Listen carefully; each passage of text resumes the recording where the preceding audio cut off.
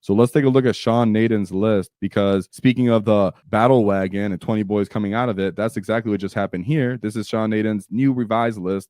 Different than the one we just looked over, which was his old list that was probably like a month old or so. And here we see one of the channel favorites, a Def Killer Wartrike in Super Cyborg body. Everybody loves that. You get a T6, 5-up info, 4-up feel no pain, auto advancing 6. I believe it's 3 OC actually for him. And he's 95 points. Tell me what's more durable than that for 95 points. Some people run him solo. Some people stick him with a unit. I believe Sean, because you can actually see the Game of War games live. I believe he runs them with the unit.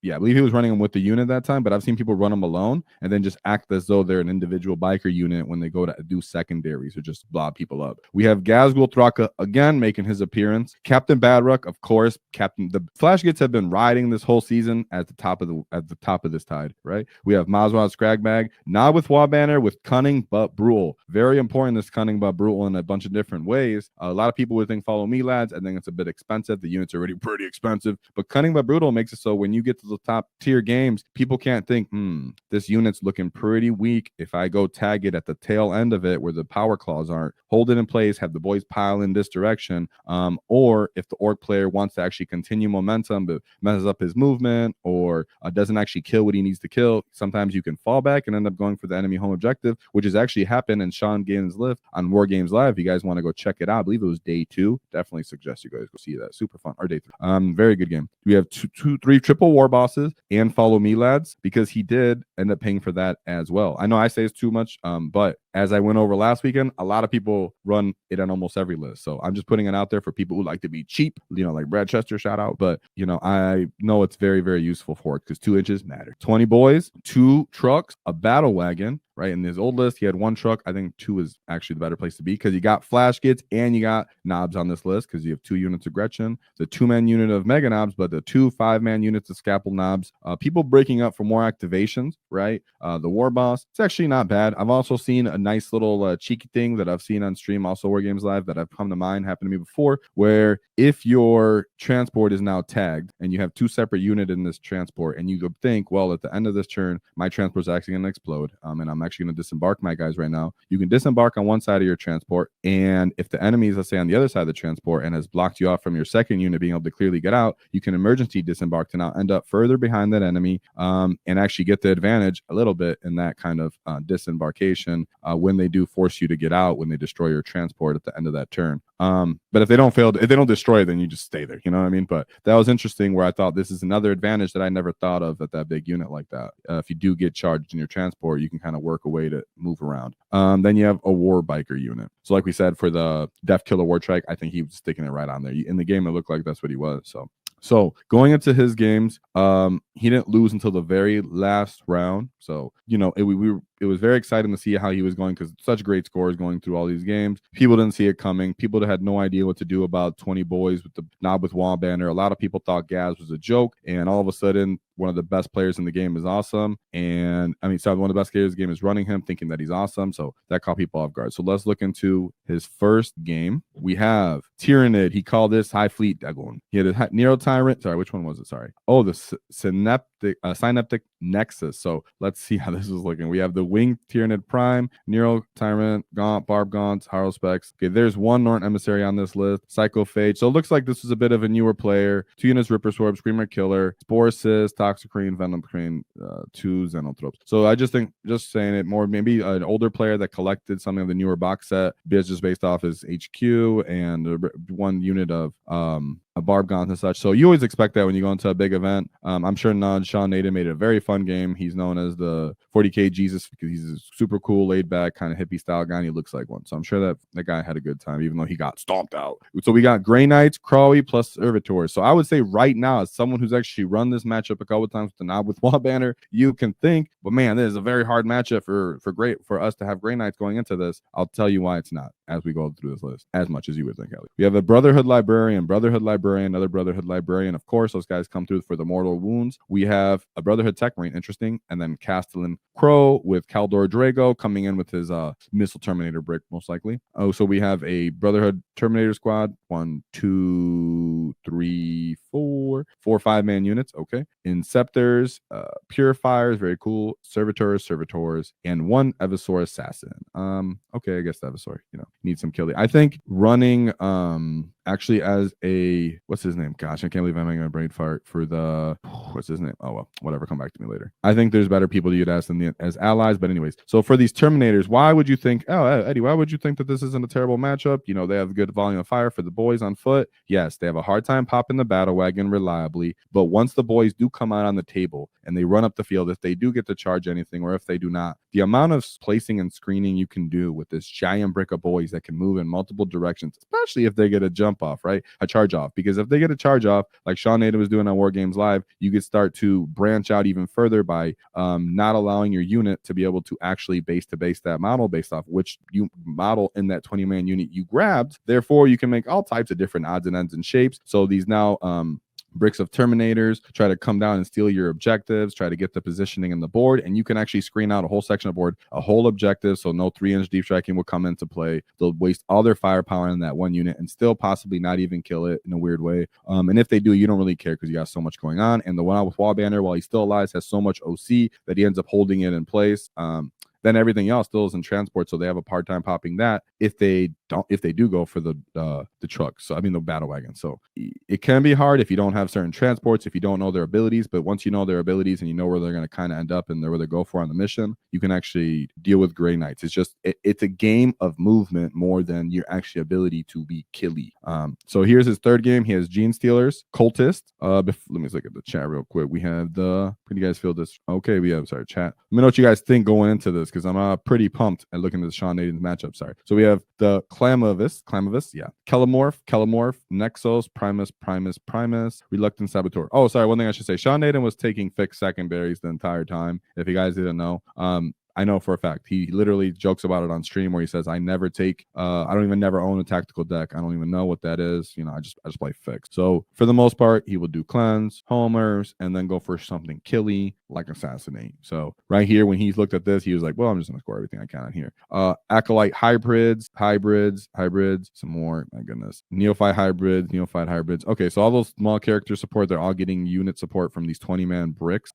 Oddly enough, again, like we said earlier, everything's going to be off the table for the most part. You're not going to reliably pop that transport. When they do get on the table, that knob with Wall Banner and his 20-man unit of boys is the auto-deleting one of these bricks, holding that objective and that flank of the board, not to mention everything else on the list. Not to mention you have to try to deal with Gaz and his Makari Invuln that can swing the game in any way. Maz wandering around the battlefield. Flash Gates, when you come in off the side of the battlefield, if you've already disembarked them, knowing that the knob with Wall Banner guys are probably going to bid a bunch of detention. Guys come off the side of the field, you start shooting them up. Oh, the game's horrific. You can even kill multiple units with just one unit of flash kits because they're T3. So the game can get pretty crazy out of hand with someone who's as skilled as ShawnNen. I can see this. Going into the fourth game, we have LVO, Chaos Space Marines.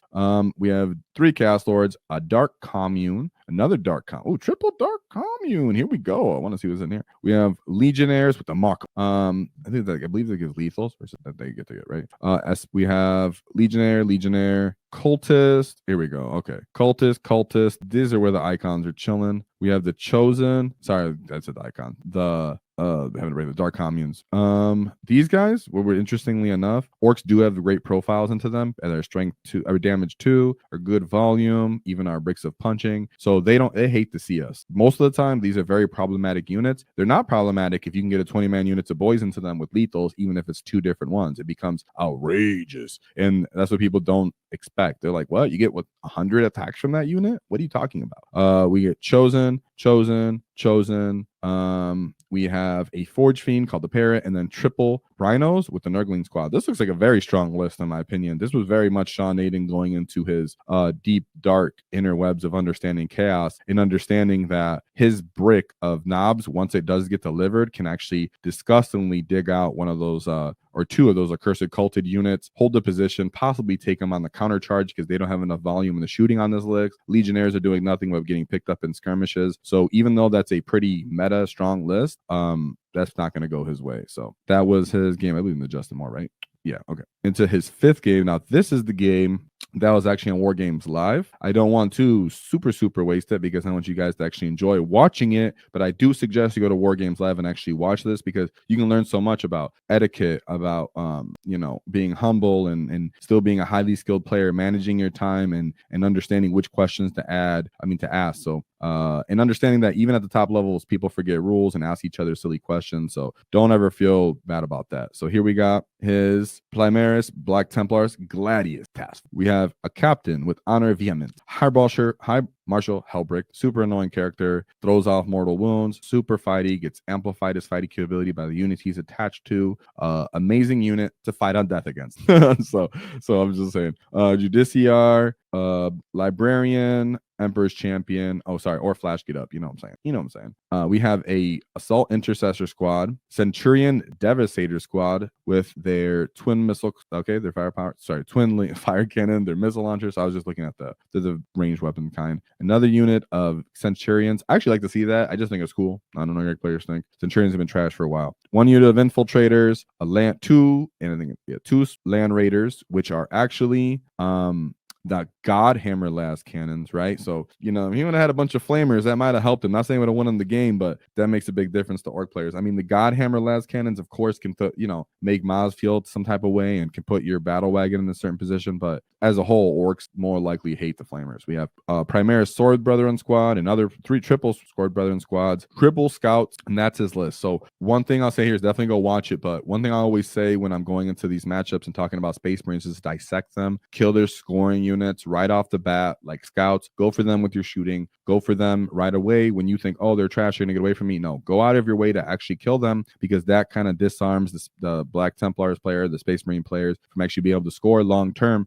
and then they're really trying to trade with you, and you actually have the ability to kill them with your fight and death.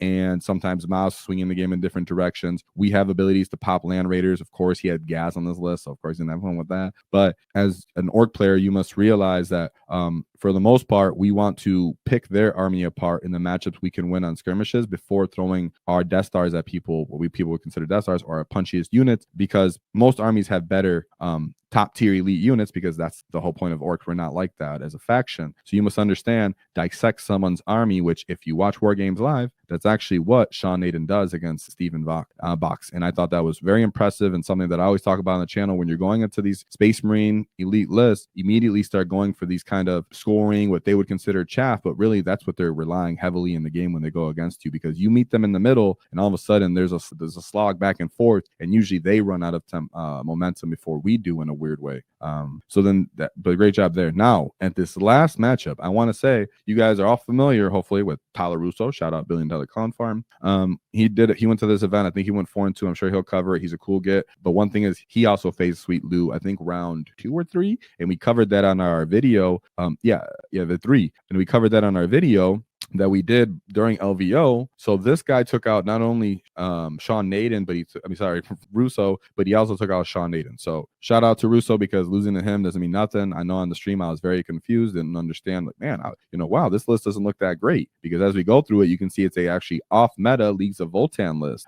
This player specifically understood the player placed terrain could come to his advantage if he brings certain lists, certain units, and I'm sure you guys are aware of this, so I'll just go through it quick. We have the Iron Master, another Iron Master, a champion, Warriors, 1, 2, 3, Sagitar. So that's lower than what I was expecting, but he came through with the Brokir Thunder, right? Just going for volume of shots, very reliable firepower, because he can stand in one place. He gets all his abilities. He can manipulate the terrain. We have 1 unit of Berserkers, only 1 big unit of Terminators, which caught me off guard, a unit of Land Raiders, and then triple Pioneers. That's his list. When I first looked at it, I was like, I didn't really think, but it's because I hadn't taken the context of player placed terrain allows you to lay each one of those units firepower really into the open, reliably pick up any Orcs that want to go take up that lane, and then you can stuff the other lanes with your transports and everything like that to really bother the Orc player and play the mission well for the Leagues of Voltan, and not get great trades as Orcs want to do, not really interact with them in the way that they want to be interacted with, and too reliably shoot them down with a ridiculous amount of volume. So we really got to see what's going to happen with them in the future, because he showed I could play this in a different way.